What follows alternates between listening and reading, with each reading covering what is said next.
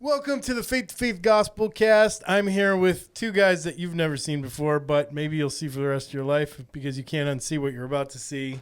Their names are Brock and Levi Cowell. Why are they on the show today? Well, we'll explore that and more right after this. Welcome to the Faith to Faith Gospelcast, where we talk about all things related to God, faith, missions, leadership, side hustles, and what Jesus is doing in the next generation. I'm your host, Tommy Ashiro, and I want to welcome you to the program. If you like what you hear, hit the subscribe button and come back for a new episode each week. With all that said, let's jump into today's episode. So I'm here with Brock and Levi. They are actually family members, sort of. Not blood to me, but my wife's cousins' kids. So I guess you're my wife's cousins. Yeah. Is that how it works? I don't know. Brock and Levi. Which one's Brock and which one's Levi? I'm Brock. I'm Levi. Nobody knows.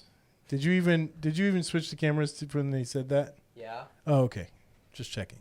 All right. So Brock is 15 6/8 years old. Born on January 5th. So my Oh, birthday's shoot. coming. Your birthday is literally. It's coming up. So you're almost 16. And Levi is, what you said, 8? 14. Oh, 14. Sorry, man. Sorry. You just got that little boyish charm. Yeah. Yeah. I bet you all the girls love you. Yeah. Oh, wow. He said, yeah. In fact, I was at a family event recently, and there were two girls sitting on both sides of you, man. Who are those girls? They were friends. Friends? Yeah. Why are you saying it like that with a little, red in your cheeks? Oh, he's blushing. What are their names? Brock, what were their names? Oh, shoot. Oh, there's so many. He can't even remember their no. names? I saw 5 last week, so I'm losing. 5? Yeah. Oh, no. This is a bigger problem than I thought it was. So those two girls at the funeral, though, I mean, every time I was like, Levi, who's the girls? You're like, shut up. Don't do that. Yeah, that's because my mom didn't know. Oh, your mom did? She didn't know that girls were following you around? You're not supposed to bring dates to funerals, by the way. And you're not supposed to bring more than one date to a funeral. Who taught you these things? That's why your mom didn't know, because that's bad form, bro. You needed a shoulder to cry on. Is that the way you did it? Yeah. Oh, my gosh. I don't even know. I'm asking for a lot of hugs. That's how I played it. Oh, my gosh. I don't even know what to say to that. Josiah, that's so scandalous. And he's so young. He's only 8. I mean, 14. To be thinking this way. You know what this kid said to me after it was over? He said, getting girls is like fishing. You just bring them in and then you throw them back in. Catch and release, Catch and release. Unbelievable. I am releasing this podcast. I am putting it out there. And them girls are probably going to see it. We're probably going to need to tag them. Yeah. Yeah, we'll put that out there. That's diabolical. You're dead, bro. You're dead. All right, we picked on Levi enough. Brock, Hit me. where do you go to school? King's Academy in Swansea. King's Academy in Swansea. You know what your Aunt Summer... No, she's not your aunt. She's your cousin. You know what Summer calls Swansea before we went up there? She said, oh, we're going to this funeral in Swansea. What? Who calls it Swansea? Nobody that I know. Nobody in Swansea. Nobody calls it I was that. like, what are you talking about? She goes, that's what people call it. I've heard it called. I was like, I think you've been having some strange dreams or something. Swansea? I don't know. All right, we better not pick on her too much because I want to have a life when this is over. So you go to King's Academy. What's that like? I like it. I really do. I like the people there. I like the teachers. It's a small community, which I'm used to. Okay. So I really enjoy. It's a Christian school, right? Yes.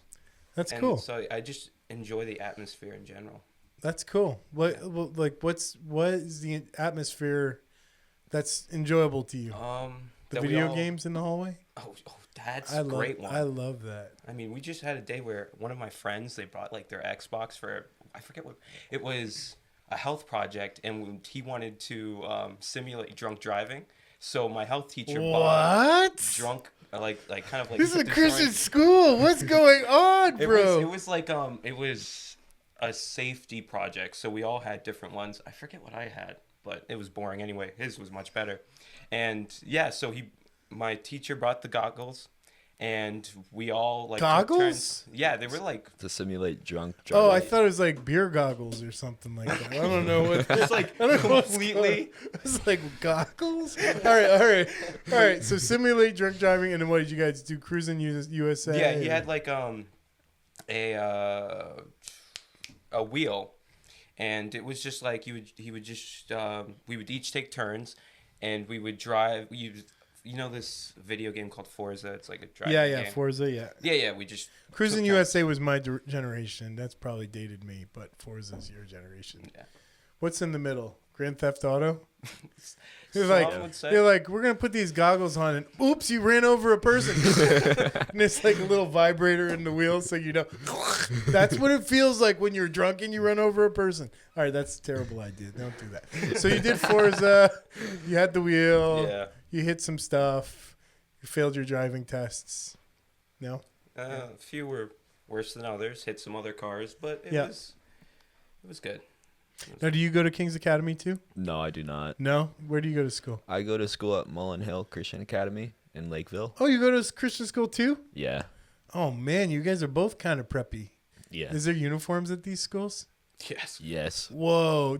All right. I used to go to Christian school for 1 year. And just so you guys know, like, I became a Christian when I was 16 years old. So before that, I wasn't really a Christian. And so actually, I went to Christian school before I was a Christian. And my parents overheard me on the phone the day before school. Someone stole my pager. You know what a pager is? No. In my generation, when we were your age, we had these things called beepers, pagers, and people would call the number and it would beep you, and then you'd call them back on a payphone. That was like supposed to be like super cool. Doctors have them still. Doctors still have them. They get a page, they go to work. They get beep, beep, beep, beep, and they go to work. So anyway, for some reason, kids thought it was cool. A lot of kids who sold drugs had pagers, you know, because when they were selling drugs, they'd get paged. They'd leave class, sell drugs, come back to class, I guess. I don't know how that worked because I didn't sell drugs. But I had a pager for some reason. I thought that was cool. And I paged it. It got stolen out of my locker. And first day of school, like I paged it, and the idiot kid called me back. And I was like, bro, you're going to die. So like my parents overheard me on the phone threatening this kid who stole my pager. And I was like, getting together a squad, and we were just going to go ham on him the first day of school. So they pulled me out of school, and then all these Christians from their church pulled their money to send me to a private Christian school like you guys are in. And I hated it. It was so bad. I didn't like it at all. And the uniforms, it was like, whatever the dress code. They didn't have like actual uniforms. They had like a dress code. So it was like you had to wear blue or black slacks. You could wear a vest. Tie was optional, but you had to wear white collared shirts that button up, stuff like that. Do you guys actually have uniforms, or do you have to wear a dress code? So my school kind of died down, and we kind of have like more of a dress code. So some people, we used to have like, you know, the logo and everything on. Got it. Like a sweater or a jacket or something. But now we kind of are just going with like just general polos and then khakis. How about you? So we have a dress code. So we have khakis, polos. The dress code got more strict. Oh, wow. His got more lax. Yours got more strict. Actually, because of me. Why am I not surprised? What did you do, Levi? My hair was too long. Oh, my gosh. Your hair was too long, and you were looking like a girl, and they're like, no, we don't swing like that. That's just one of them. The second one is I wore ripped jeans. Yeah, that will do it. That will do it at a private school, wearing ripped jeans. Like, so my first day of private school, because I wanted to make a good impression, even though I was like not from that culture, like I overdid the dress code because like I didn't know how to act at private school, right? So my first day, but then I got really acclimated to it really quick. And like if you watch Fresh Prince of Bel-Air, when he went, he turned his prep jacket inside out and it had like colors on it and Have you ever Yeah. seen Fresh Prince? So like that's how he dealt with the dress code. And truthfully, all my peers, once I settled into private school, that was the thing, was how do you flex the dress code without breaking the dress code? So like kids would do things like wear like corduroys because they were technically part of the dress, but they'd wear them 10 sizes too big with a belt so that the teacher couldn't really make them change, or they'd wear something inside out just to like rebel against the policy. I can't remember all the different ways we did it. Maybe it was the kinds of shoes we'd wear, or did people do that in your context? Like find ways to flex the dress code? Yeah. Like what? What do you guys do? There was a kid that he kind of got busted for it because there was this one teacher that was a little bit more strict, and it was like the last class, and he got away with it with every other teacher. And so what he did was he wore a sweatshirt under his polo, and so you could see the sweatshirt, and then his hood would be out and everything, and he just said because it was like cold and stuff, but no, every teacher was like, all right, I guess it's fine, you're covering it and whatnot. And then last class, if you got caught and like they gave you a violation for it, you weren't allowed to participate in the dress down on Friday. Oh, that sucks. And it was on Thursday. Yeah. Last class. So I mean, it was not good for him. Like he tried. He was like, "Come on, I got away with it all day." And she's like, "Yeah, no, it's in the handbook. Take it off." What do they do in your school to push the line? Wear ripped jeans and grow long hair. Look like girls. Oh, Okay. sorry. No, Okay. Let's take it too far. I would say I got shushed. I got fingered. All right. I would say probably the hair, Yeah. or socks and shoes. What, like socks outside of the pants, or like because sometimes it manifests in weird ways, like you roll up the sleeve or you do something to make it look not uniform, right? Yeah, in the dress code it says we have to be neatly dressed and look formal. So we would wear like funky socks, and we would Fair. Me and my friends, we would roll up our pants. Yeah. If we don't have shorts on, just to show off our socks. Perfect. That makes sense. Little flexes to bend the code without bending the code. Except you broke the code and now it's stricter. But, like, the teachers Nice work. break his code. Like They break your code? Yeah. They do. There was a teacher that dyed her hair So when you're not allowed girls to dye aren't your hair. allowed to have short hair, have colored hair. Yeah. So what they And my English teacher, she has short hair, and my math teacher has colored hair. Yikes. So they're breaking the code Yeah. even before the code was inflicted. Do teachers have the same rules? Probably not. No. Who knows? Yeah. Yeah. So how come you guys don't go to the same school? You guys are brothers. You live in the same household. So my school only goes up to 8th grade. Okay. And then yours is just high school, or is yours both? And it's both, but they don't have room for him right now, so he's kind of just hanging Oh, out. shoot. You got denied. No, I'm not Whoa. going to King. No.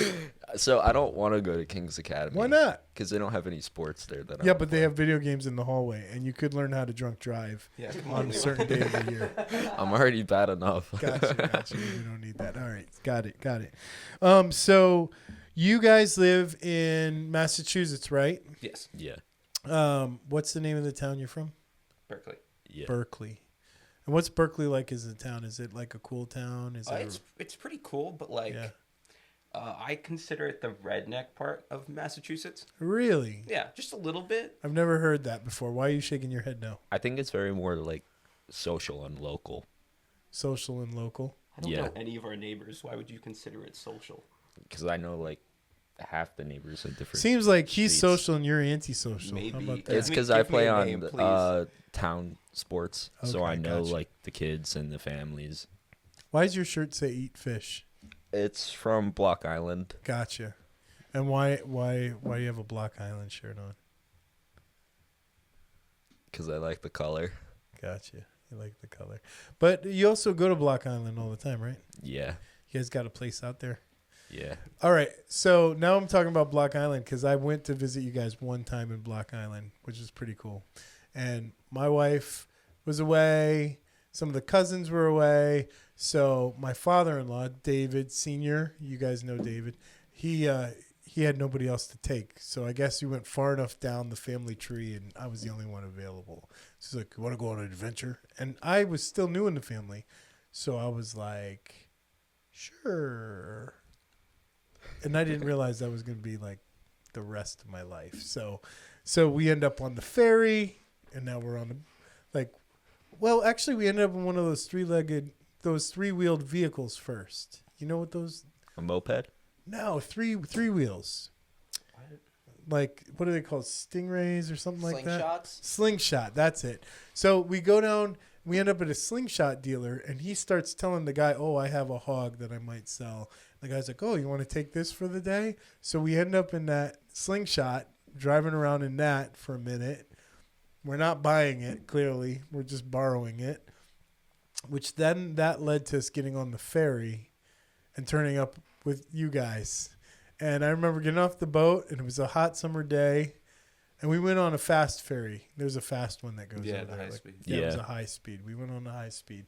We get to Block Island, and y'all come rolling up in your little vintage Volkswagen, which looks amazing on the outside and really trashy on the inside. Oh, no, it was just redone. It is redone now? With bamboo floors and which is sick. But at the time, it was so trashy. It's true. And you guys were super young. So, like, the door doesn't even work. The door's open. Like, the side door is all slit open. And Mike, your granddad pulls up, and he's like, hop in. And so we hop in, and nobody's strapped in. I'm like, you kids should strap in, right? You're like, oh, whatever. And I'm like, oh. And so we start moving. The door's open, and like 30 seconds later, after I've questioned the whole safety of this whole operation, there's sirens behind us, cops pulling us over, and now your granddad's like, everybody strap in right now, everybody strap in, and they're trying to shut the door. It doesn't really shut, and I'm like sitting there like, dang, this really is an adventure. The cop pulls us over, and they're like, he's grilling Mike, and you guys are like, and you guys are sitting there. We're all actually, I was giggling in the backseat with you guys because we thought it was funny that he was in trouble. Yeah. And we're like trying to strap him, but it doesn't really work. The buckles didn't work, so we were like holding it in place. I think there was like a long belt, and the three of us were trying to hold it together, like we were strapped in, even though we weren't. And they're yelling at Mike, and for whatever reason, he's like giving him such a hard time. He's like, "You had anything to drink?" And Uncle Mike's like, no. And he's like, well, I want you to do the sober test. I want you to count to 10, touching your fingers. Do you remember this? Yeah. He's like, and he couldn't do it. And he was just mad, and he was ticked off. And he goes, 1, 2, 3, 2, 4, 3, 2. Stupid cops, stupid. So, like, that's my strongest memory of your family right there. Yeah. Getting pulled over by the cops. I don't know how we got out of it. I don't remember what we did the rest of the day, but that was pretty funny. Very big memory in my mind of hanging out with you guys when you were youngsters. But we talked about Uncle Mike, and that was the last time I saw you guys. He crazily passed away young recently, right? Thanksgiving? Yeah. Right before Thanksgiving, right? Yeah. November 21st. And you guys live with your grandpa, right? Yeah. So he's a big player in your life, right? Yeah. And that's hardcore. What's things been like since then? What? Well, actually, can we talk about it? Is it okay to talk about it? Yeah. Tell me about the day like that it happened. Like, what was happening? Because it's kind of unexpected. He's kind of a young guy, right? Yeah. Yeah. So, it was definitely unexpected because like he's been like when it happened he was like sick before, and so he had to go in for a kidney transplant, and everything was clear. He got the kidney, and in order to go in for the surgery, they wanted him to get a COVID vaccine. So I think it was Saturday was his birthday. So Sunday he was a little wheezy, but he was all right. And then Monday he started getting sick, which we kind of knew it was COVID. Yeah. And we knew it was from the vaccine. We're like, oh, you got to stay isolated. And he was sick. And then Tuesday was fine. Wednesday. Oh, so it went over a couple of days. Yeah. Like 3 days, yeah. Wednesday, I remember. Levi, were you awake for when he fell? No. Okay, so I remember usually in the past he's fallen before, and I kind of knew something was off, but this time when he fell, I'm usually there to help him up, and so I would like pick him up, and and of course He's a knowing big Mike, guy. he would, Yeah. but he would immediately be like, all right, Get off of me, yeah, bro. yeah, get off Get me. the heck I off got of it. me. And then Yeah. I just help him up on his knees, and then he'll lift himself up. But Right. this time, he couldn't do it. Like, and when he fell, right, he was in, there's like this rocker that was in his room. He fell with the rocker. So I came into the room, like my grandmother called me in, and he's just like on the floor with the rocker, like the rocker's on its side, and he's on the floor, food's everywhere. And I'm like, oh, okay, this is weird, because you wouldn't fall if you're sitting down. Sure. And so when we go to help him up, he was just completely weak. He couldn't. Whoa. Like, me and my grandmother both put him on our shoulders, and he all his weight on us. Wow. Laid him down to bed, and he went to sleep, and I went to my room. And What time was this? like Like in the- 8:30. Oh, so in the evening. Yeah. And next morning, I remember I was getting ready for school, normal commute, and I leave the house around like 7:20, and so it was like 7:18, and I was in my room getting my I literally was getting my last things, because I do orchestra, so I was grabbing my cello out of my closet and whatnot, and as I opened my closet, you couldn't understand the fear that comes with a family member screaming as loud It's as bloody she murder. did. No way. It Really? was terrifying. So Uncle Mike scream? no. Oh, My Heidi. grandma- Auntie Heidi scream. Yeah. Your grandma. yeah. So she Our Aunt Heidi. Okay. she checked in on him just to like, because I heard the way she describes it is that she was walking by, and my grandfather's always cold, so he had like a heated blanket, and he like really like bundles up.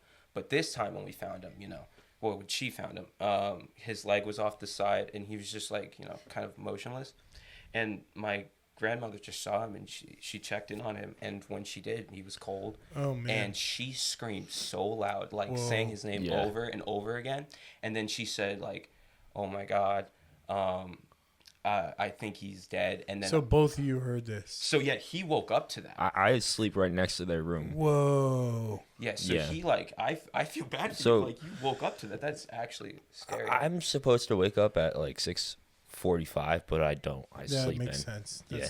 From everything I know about you, that sounds about right. Yeah, I'm a sleeper. So Sheesh. I'm in bed. I'm kind of half awake, but my brain's still shut off. And so I hear her yell like Michael, and after the third time, I'm just confused. So I get up and I slam my door open, and I like practically ran in their room and got on their bed. And just seeing him there motionless, I knew right away he was gone. Really? You knew? Yeah. How did you know? Just the way he was laying there, or Yeah. you just knew it was serious? Yeah, but my body didn't know, so I kind of just kept like. Did you see me on? No, so I remember like when Grammy ran by my room. Eventually, like she ran by my room's in front of the garage to where Okay. the entrance of downstairs is, and that's where my mom's staying. So she runs by, and immediately that's when I kind of froze. So when I opened my closet and I heard her scream, I froze completely. Like I didn't run over to the room like you think somebody would. I like kind of You like, didn't know what to think. I was like, whoa, and she ran by my room, and then I followed her into the room. And I saw you, so I saw Levi kind of like dazed and kind of like walking in the hallway towards the room. And then I remember my mom came running up, and Grammy immediately jumped on the bed and just started hugging him, I think she started CPR, not really, but like trying to like shake him up. And my mom came in, did the same thing. And she's like, call 911. And so I darted off, and I called. And I remember it's so weird when you're in like a panic scenario, because like you never know. Like, just so you know, 911 operators, they have a ring. Just so you know, just like in case you didn't know, their phone rings. I didn't know that, so I remember I picked it up and I dial it down, and I start ringing, and I just hear it ringing and ringing and ringing, and I'm in my room, just quiet. I hear the screaming in the background, and when they finally picked up, just to like say the words, my grandfather's unresponsive, he might be dead. I didn't know what to think. Like just hearing me say those words, I was just like, this is crazy. I can't believe what's happening. Wow. And my brain was so confused. I've heard Levi, just I'll give you a chance. Like, describe what it was like for you, because I remember hearing him scream. So, when he left the room to go call 911, I was just in our grandparents' room, and I was just like looking at him, and I didn't think it was real because I just like woken up. I'm like, this can't be real. No way. Like So a nightmare. yeah, so I'm just trying to like wake up. Yeah. So after my grandmother like gets off him and everything, like I got on him and I just like grabbed him and shaking him, trying to wake him up. And I did that for maybe like 2 minutes, and then I got up and I just started walking around. Yeah. So Wow. yeah. So you knew he was gone, but you still jumped on him and tried to shake him awake. That's Yeah, crazy. Yeah. So you made the call. Mm-hmm. You. So And then I actually made a call too. Yeah. Yeah. After the call, I remember I was still like talking to him, and of course I needed to give him like all the details and whatnot. And I remember while I was on the phone, I heard you yelling on the line, and then they said, "Hey, is there anybody else on the line?" And I said, I genuinely did not know, and I was like, maybe. So I would. And he's like, "Okay, let your family know that you called and that it's all good." Okay. And so one of our neighbors drives me, and she's kind of funny actually. But I remember coming downstairs, and she's like, "Brock, you're late." I'm like, I'm walking by, and I'm still on the phone, and waiting for them to pull down the driveway so I can direct them to the front of our house. And I'm just like, can you like go inside and watch Ronnie? Because Ronnie was still sleeping like downstairs, and maybe probably not sleeping because all that was going on. Ronnie's your little sister, just Yes. for the record. Yeah. So she my driver, she was like, all right, fine, I'll go down and hang out. And once they came here, I told them where to go upstairs. And I remember I didn't know where to go after like they bolted upstairs. I kind of was like, okay, I'll just hang downstairs. And I just started, like, I looked at my neighbor and I kind of looked at Ronnie, and then I was just quiet. I didn't feel anything. Like, I know you're probably like, what do you mean you didn't feel anything? I was so terrified. Like, it took me a while. I remember I walked out into the garage, and the lights were off, and it was just dark, and the screaming and yelling kind of died down. And I remember I kind of just stood there, and I was shaking a little bit, and I started crying a little bit. And then I remember I was just like, I could have just stood there, and just like, my mind was darting everywhere. And my mom comes out into the garage. She's like, Brock, get up here. We need to stick together and hang out in the living room. And so we just kind of just sat there. And that day was definitely a little quiet, because I remember eventually when, like, the paramedics were like, they went up to his body, and they're like, okay, so it's not looking good, and do you want us to try to get him back? And but they said, yeah, it's not looking good. So my grandma was like, look, if it would mean that he would have to live life like as a robot, I would prefer you take him off now. And those were like the final, like, you have to like when those words came out, pull him off, it was like, oh shoot, he's actually gone. And so you guys weren't sure about it. Well, I mean, so I kind of like, you kind of get hints, but like, it's the final, like, Yeah. it's like the end of a race. Like, now it's officially there. Like, you might be in first place and you're gonna win, but then it's like, it's the finish line. It's official. It was, Dang. Man, you articulated that very well. Very well. I feel like I was right there in there with you guys. It's in my dreams for days. Yeah. Yeah. How's things been since then? Like, I mean, like the funeral, let me just say this about that funeral, which kind of kicked us all off because we were kind of teasing Levi about that. But, you both handled yourselves very, very well at that funeral. And you gave a speech, Brock, that I was just like, wow, that was a good speech, man. Like, you honored your grandfather well. Yeah, about that. I actually, shoot, what was I doing? Oh, yeah. So, like, kind of when that day started dying down and people started coming in our house, like, just, hugging us and whatnot. Yeah. I eventually just kind of isolated in my room and, after, like, of course, crying for a little bit and kind of, like, really, like, grieving.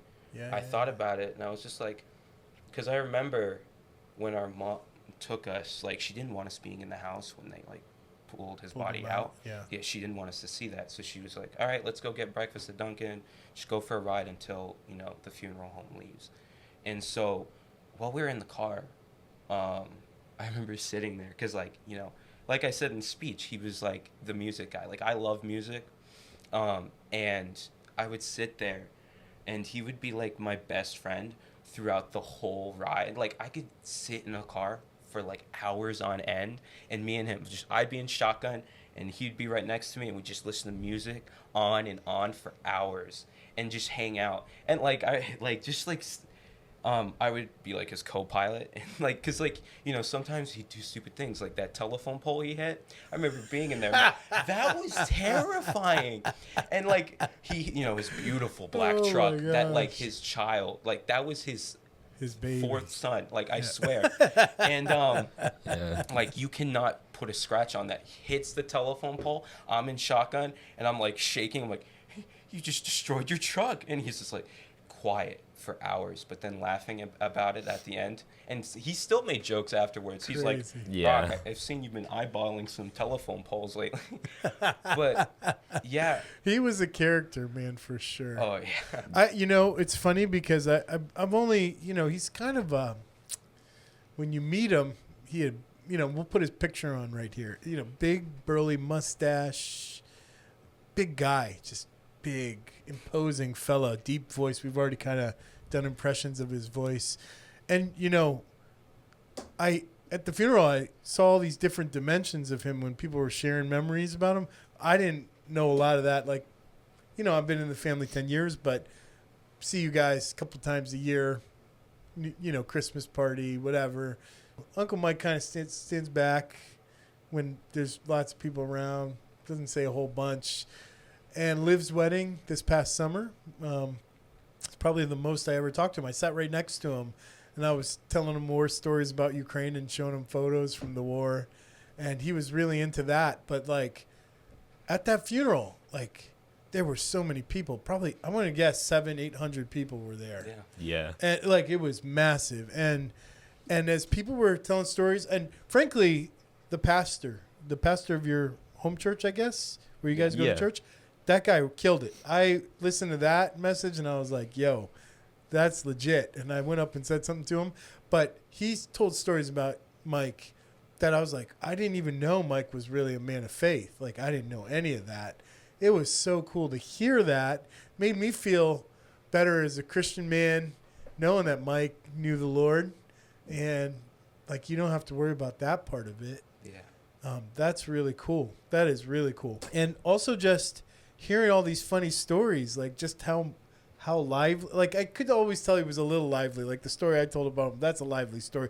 Everybody else had a story just like the story I told you guys, getting pulled over by the cop or whatever. He lived a big life to match that big mustache and big physique, cool guy. So, in the days to kind of follow, like what's things been like at home? Has it been tough or? Yeah.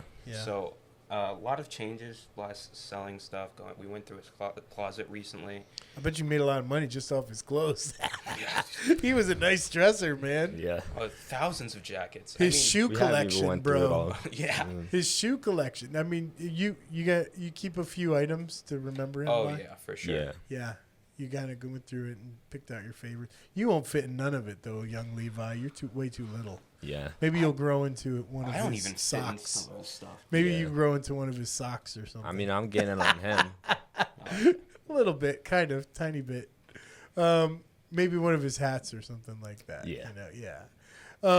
So what have been the toughest things at home? Probably just like talk about the future and what it will, because money's still an issue. Like we're not getting money. We don't have any money right now.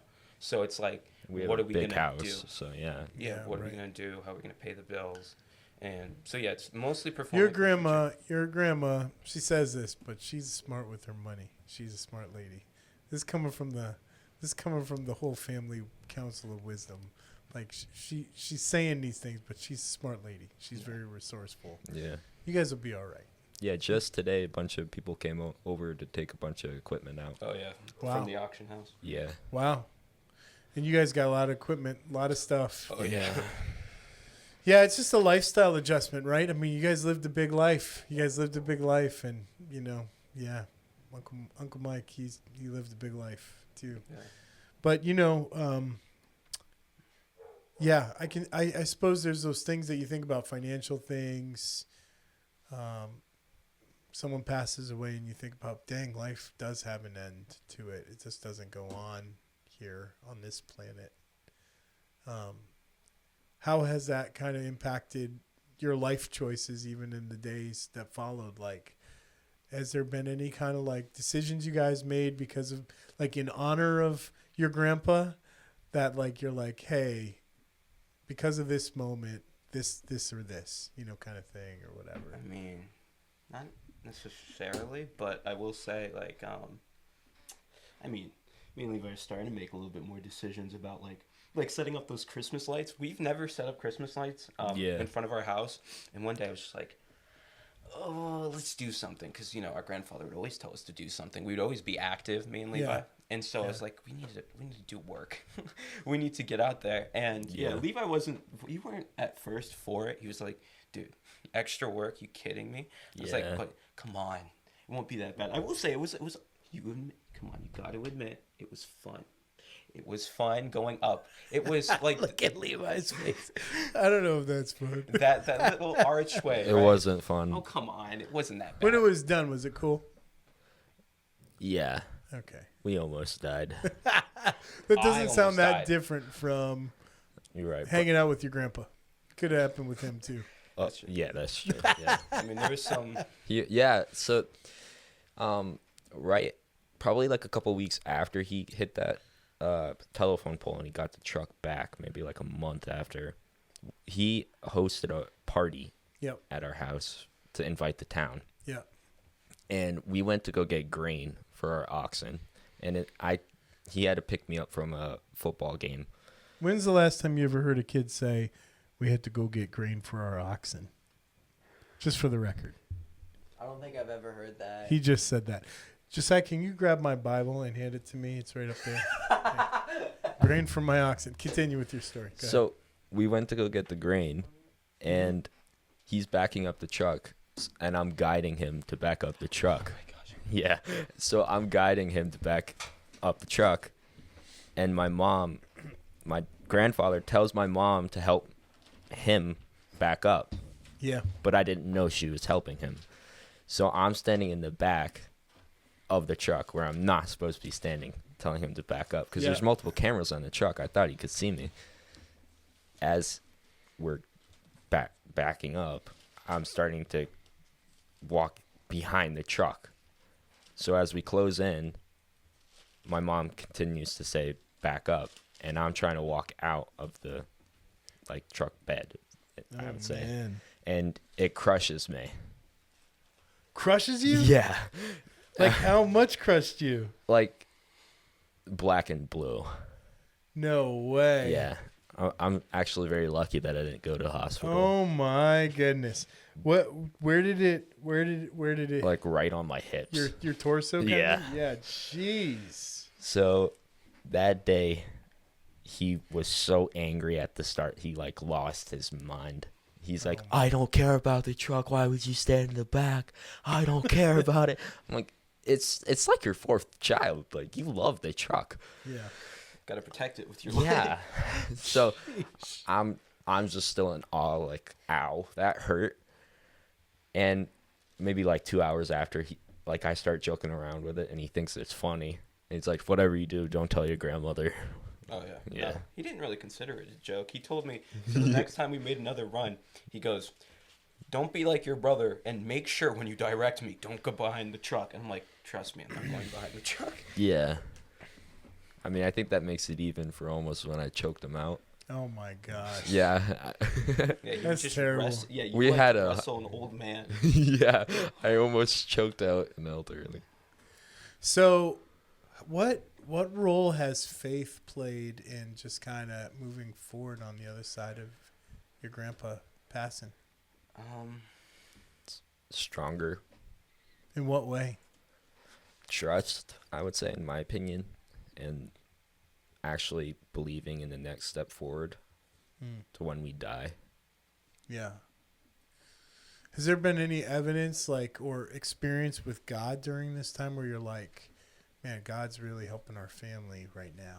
Like, have you guys experienced that in this season? I mean, a little bit. I will say, this might be a little off topic, but it was interesting to me that, since I go to a Christian school, we have a Sure. Bible class, right? Yeah, right. So, like, it's a whole study and everything. And we were going over the Old Testament, and we were in the book of Job. And so, the story of Job, of course, where he's like, he has everything, and then all of a sudden, God takes everything away from him. And we just finished that story, like, a week before he died. And I found that interesting because it's like, me and our lives changed immediately. Yeah. It was like we have all this stuff, our lives are great, and then all of a sudden just like that. So I remember I sat there, I was like, the book of Job, immediately. I thought, like, I was like, wow. And the whole premise of the story, like, just, stay faithful and, worship him. And that kind of helped me through it. Oh, that's good. So I just found That's that cool. interesting. What about you? I feel like that was the hardest part for me to, like, Yeah. stay faithful and believe. Okay. Because I am still confused a little bit Yeah, on let's talk why about it. this happened. Yeah. And I mean, That's I fair. just can't get that morning out of my head. Like, I replay it. It's hardcore. Yeah. So I remember everything that happened on that day. There's not a thing that I The forget. smells, Everything. little things, Yeah. little visuals you picked up. Did you guys know that my first wife died? Yeah. You didn't know that, but you did. Might have. I don't know what you guys know, what you don't know, but like I lived a whole life before your cousin Summer. You said it in the car when we picked Brock up from gathering. Oh, from the gathering. That's Yeah, right. you Because I gave you handed guys that book. Yeah. Was that the first time I told you guys about that? That was only. That's the only time I found out. Yeah. Okay. Did you know that before then too, or no? Shoot, I don't remember. Sorry. Yeah, that's okay. Alright. That's all right. And so I married a girl in my 20s, and she got brain cancer, and she was dead within 5 years of us getting married. But she didn't die quickly. Like, she died very slowly, and she suffered a lot. And so when you maybe have some questions about why did this happen, like lots of questions around death, imagine watching someone you love so much die so painfully and so slowly. It was crazy. And I think, being a young guy, like, she was diagnosed with cancer when I was 23, and then she died when we were 27. So super young years. We were just starting our life together. Loads of people had questions why. And actually part of our story was a few years before we got married, like when we met, like I shared the gospel. I shared the story about Jesus with her, and she became a Christian. And then we fell in love, and then we got married. So like that was the order. And I was super young when I met her. I was 19. So like when I was telling her about Jesus and faith and giving your life to the Lord, like I was almost trying to sell her a life where it gets better with God. Like it will get incrementally better. Now, I think it did in the end, but if you just like look at the timeline, it didn't look like things got better for her. It looks like things got suckier and suckier and suckier, and then she died. And if we just look at the natural timeline of that, that sucks. But if you're a person of faith, it's almost like there was this climactic struggle leading up to this victorious release. And even my life, I remained here, after she passed away. Like, now I'm a single widower in my late 20s, having to start again. Like, that could have been a pretty tragic ending to a story too. So, like, there's kind of two streams happening here. One stream is, a life of a person who draws closer to God and then has everything taken, including their life, and things being ripped away and being disfigured and then dying painfully. If that's the end, man, that sucks, For my side of the fence, to be able to, like, sort of be young and passionate, full of faith, and marry a beautiful woman that I was excited about, and then watch her slip out of my hands. That could have been devastating. But when you frame things around like the eternal and something bigger than you, then there's already purpose in everything. And I love, Brock, that you approached this, like, just in school, being confronted with scripture, like, hey, other people have lived this life. Other people have faced adversity and struggle and challenge, and God was using it. I can see that in scripture, so that gives me peace. That's actually profound, bro, that you were able to pick up on that. Because, the book of Job that you were studying, that's, even though it's in the middle, like, of the Old Testament, that's actually the first scripture given to man. Did you know that? It's actually written first. Why do you think God would make that the first, word that he gave to us? Because life is hard, bro. Yeah. Yeah. So he's going to give you a suckfest story that involves satanic influence and complete and total devastation and loss, but with God's hand kind of guiding the process, and a spiritual thing happening in the background that nobody even knew was going on. And God lets us have that story to kind of cope before we go anywhere else in the Bible. That's crazy, right?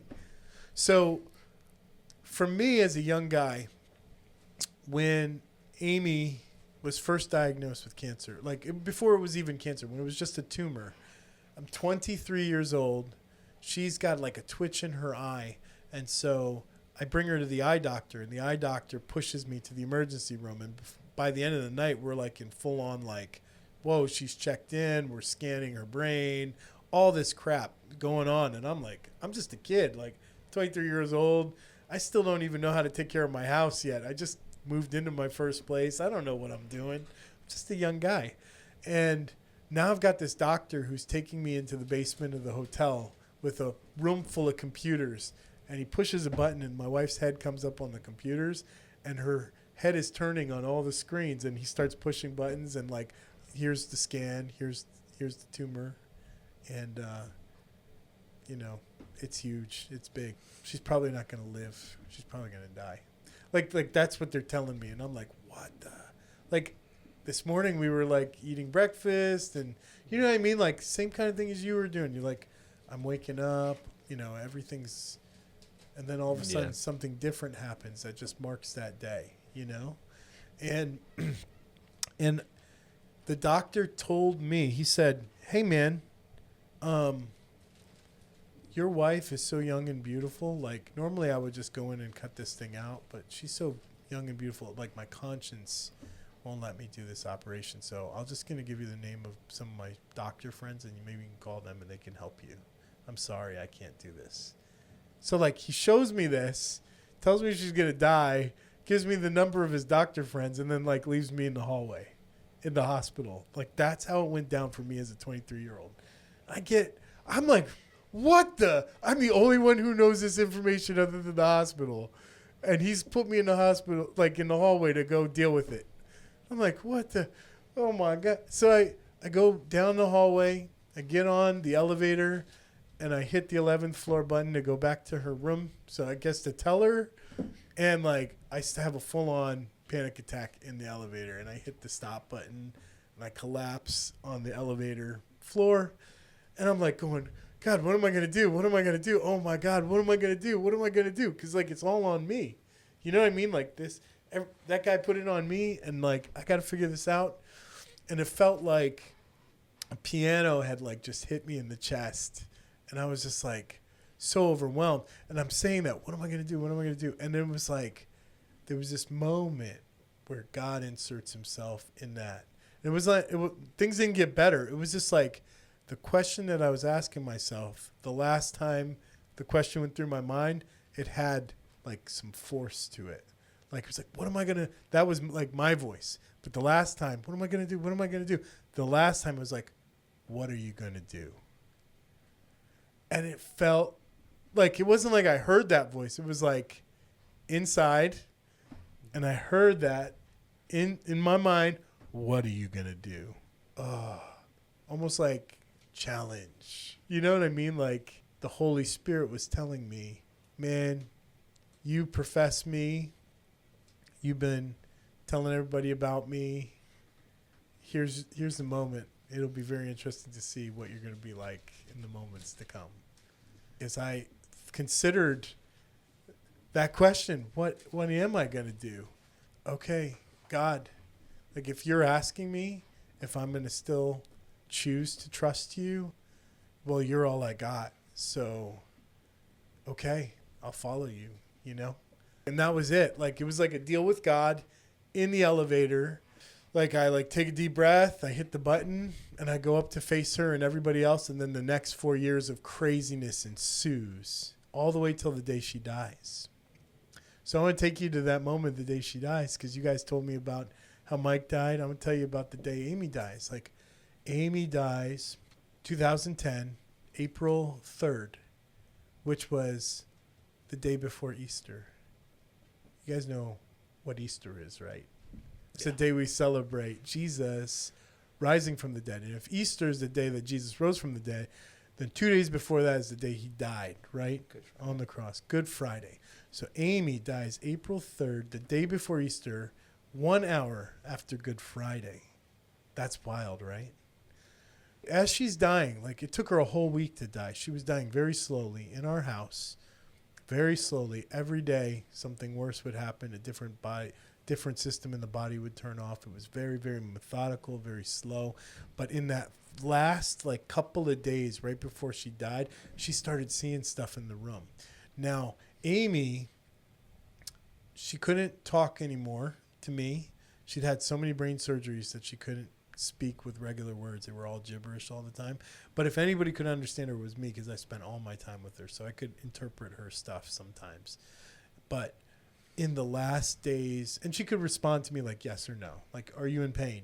And she could tell me that. You know what I mean? Like stuff like that. So the last days of her life, she's like sleeping, and then she wakes up and she's like reaching, like wakes up, reaching. And I'm like, whoa, what's going on? You okay? Are you in pain? Do you need to use the bathroom? And she's like, no. Like this, like, no. Like, and I'm like, what is going on? And she's like, I was like, you in pain? No. Do you need to use the bathroom? No. Are you hungry? No.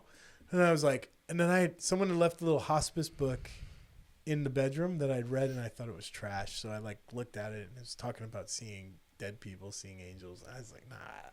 So I was like, I had seen that book and I'd skimmed it, but I didn't really want to give it any time. But now she's reaching, and I don't know what she wants. Do you want a pillow? I'm asking her every question in the world. I have no idea. And she's reaching like, ugh, and she's not look like she's in pain, but her eyes, her pupils were wide, and she looked like desperate, but she didn't look like she was in pain. So I'm like going, what do I do? What do I do? So I remember this little booklet, and I was like, do you see dead people? She's like, no. Like, she looked at me like I'm crazy. Like, no. So, do you see angels? And she's like, no. And then I was like, okay, one last try. Like, do you see the Lord? And she looks at me and she goes, yes. And I was like here in this room? Because I don't see anything. She's like, yes. Like, and I'm like, no way. Like, he's here? And I'm like, this is crazy. And she keeps reaching, and I'm like, whoa, this is insane. And it happened 3 times, not just when I was there, but like when the nurses were there, when family was there, it happened 3 times. And the very last time, right before she died, the nurse came in the room. She said, Tom, you have about 2 minutes left with her. So you can go in there and say goodbye. So it was so slow. The thing even could tell me down to the minute when she was going to die. I crawled up into the bed next to her, and I was like, just saying, I love you. I'll see you in heaven.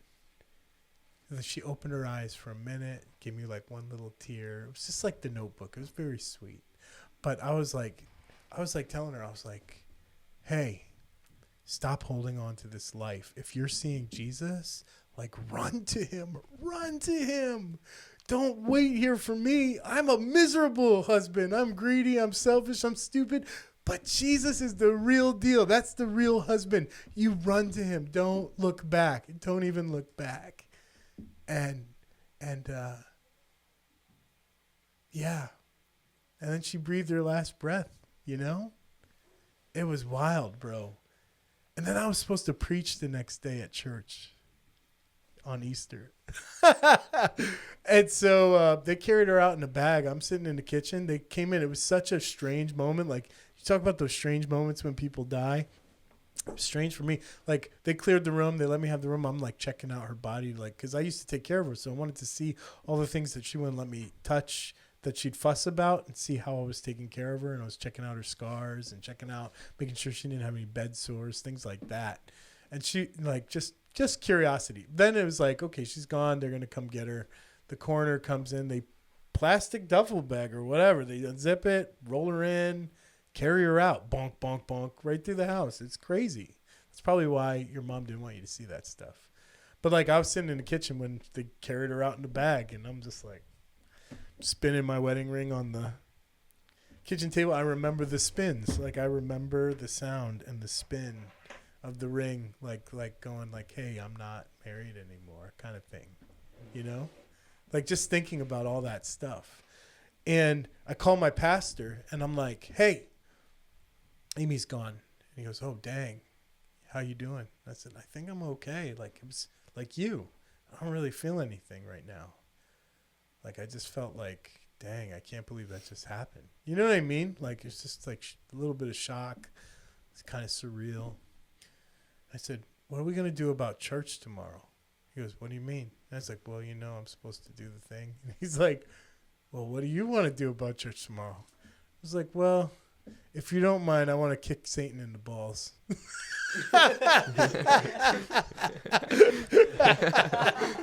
So if I can do that still, like, let me do it. He's like, okay, sounds good. So we made like a little plan. We weren't going to announce that she was dead, nothing. I was going to give the gospel and tell the church she was dead while I was giving the gospel.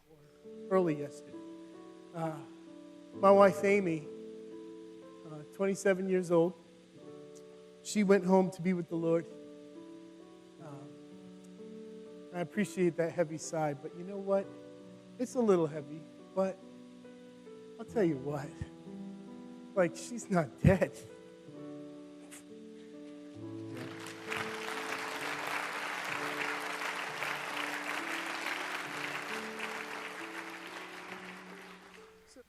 And that's what we did. It was like in a big college. There was about 1,000 people there. You know who was in the audience that Sunday for the first time? Who? Summer's dad, David Waddington. That's how he started coming to church. Because he was there. Because your other cousin, Ryder, right? He's your cousin. Mm-hmm. He had a brain tumor. And my wife just died of a brain tumor. He came to beg God for Ryder's life. How wild is that? And I'm like on stage going, hey, don't hold on to this world. Be like Amy. Run to Jesus. Don't hold on to this life. Join Amy and me and receive Jesus. So I didn't know I would marry into this family, this crazy family, and all the stuff we got going on. I had no idea. I didn't find all that out till years later. But it's amazing. I'm telling you guys that because God weaves stories together. Like he weaves stories together. There's always a purpose in everything, Levi. There's always a purpose in everything.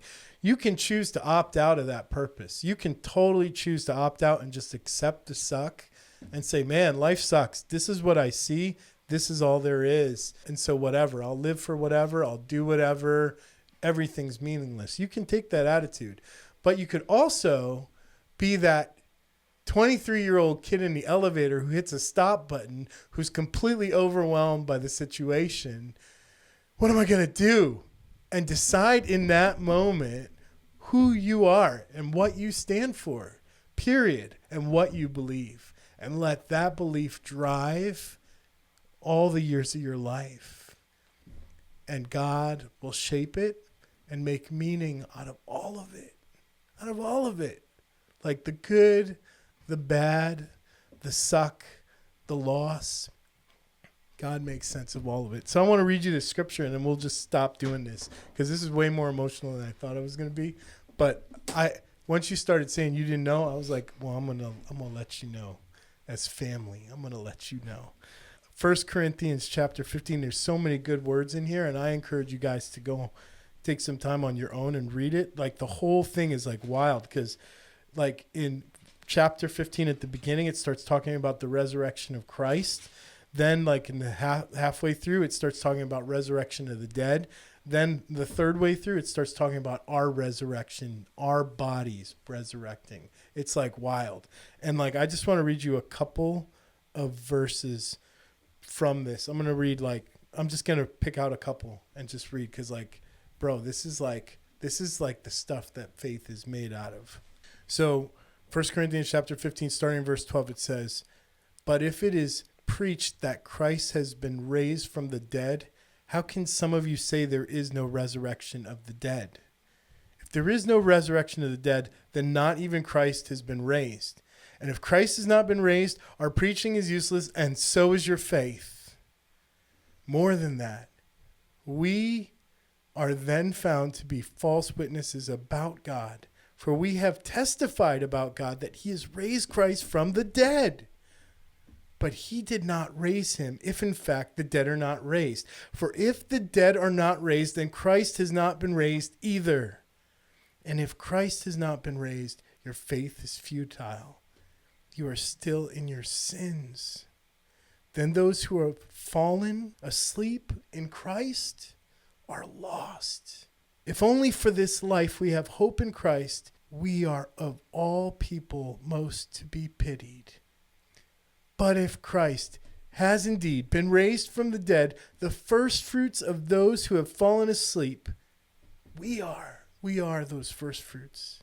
For since death came through a man, the resurrection of the dead comes also through a man.